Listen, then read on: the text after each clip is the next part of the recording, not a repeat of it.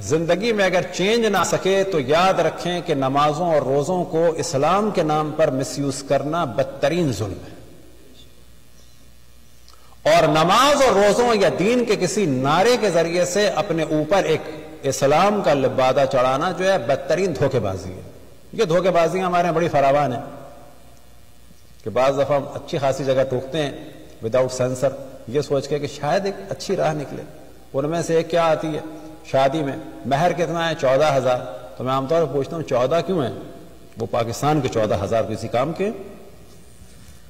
تو عام طور پہ میں پوچھتا تھا بہت معصوم بن کے 14 کیوں ہیں؟ یہ کہتے تھے مہر سنت۔ میں نے کہا مہر سنت 14 تو نہیں ہے، وہ تو 500 درہم ہے۔ 500 درہم کے معنی بنتے ہیں 1250 گرام خالص چاندی۔ ایک درہم 2.5 گرام کا ہوتا ہے، پیور سلور 1250 گرام ہے۔ تو 14 کیوں ہے؟ 14 معصوم ہے۔ میں نے کہا 1,24,000 اور ڈال دو انبیاء کے نام سے اور برکت ہوگی۔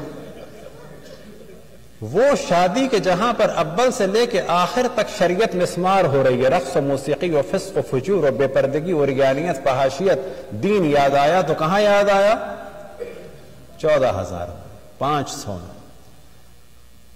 اب اگر کوئی کہتا ہے مہر سنت تو اس کو ہم ایک ڈوز دے دیں۔